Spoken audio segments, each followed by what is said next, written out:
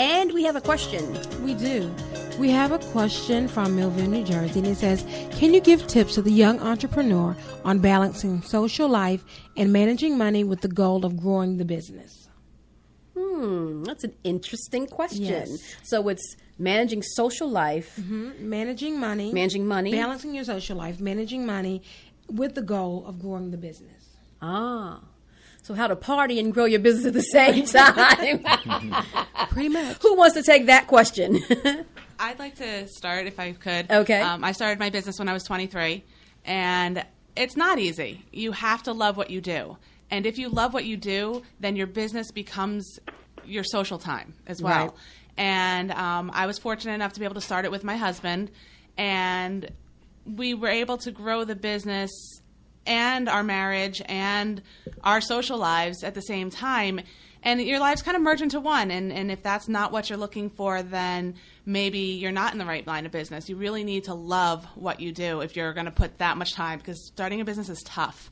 It is. And it takes a lot of dedication. So but if you love what you do, it all kind of works out. And, you might have to put your social life on hold for a little while, but it will come back and you will have time again to do other things. Right, because when you become your own boss and then you kind of make it, so to speak, then you have that time where you can enjoy the fruits of your labor. Exactly. Right? So you got to put in the time to then be able to enjoy it. Exactly. And I'm starting to, I have kids now, and so that kind of, does the whole social life thing. But I find ways to enjoy myself, and I find escapes from the business and escapes from, just being a mom all the time. And I'm able to enjoy myself. And as my business grows and gets better, I find more and more time.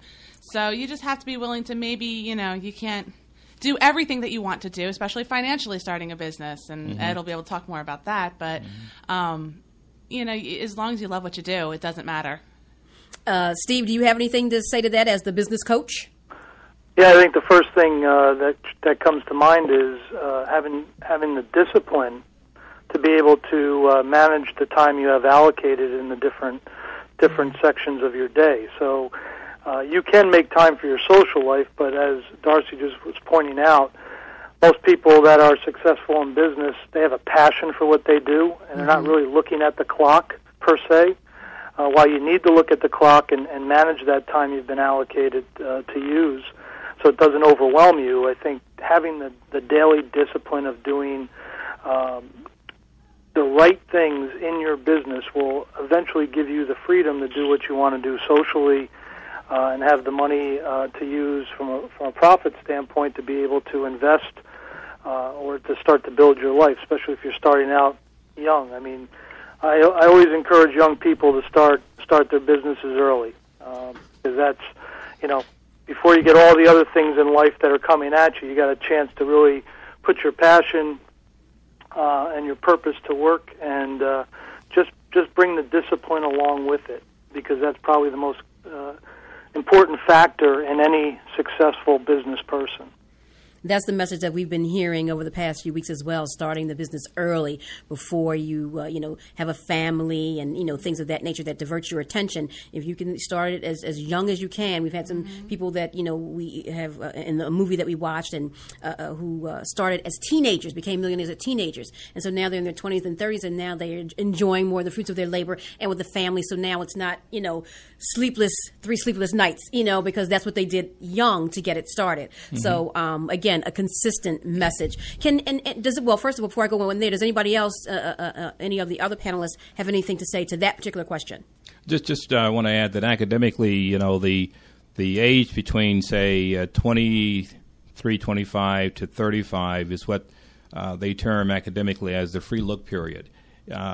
It's the period where you really have the most latitude to start a business, because you're not encumbered by a mortgage, you're not encumbered by your teenage daughter or son getting ready to go to college. You're not encumbered by your 5 years from retirement. So it is a very timely period to think seriously about starting a business, and so I wouldn't let age become an issue. On the time management issue, that was the point that I was going to mention. I'm glad Steve brought it up, because I think that's the most key point to bring out, that being able to manage your time in a 24-hour day is so important. When I first started college as a freshman, I also pledged that same freshman semester, and it was just overwhelming because I didn't have any understanding of what it took to take 12 to 15 credits at the same time going out to put the trash out for the big brothers and the fraternity at 11 o'clock at night. But what I realized is that if I could manage my time, then I could do it. And I learned time management during that year of pledging, and it kind of carried over with me in everything else that I did in life.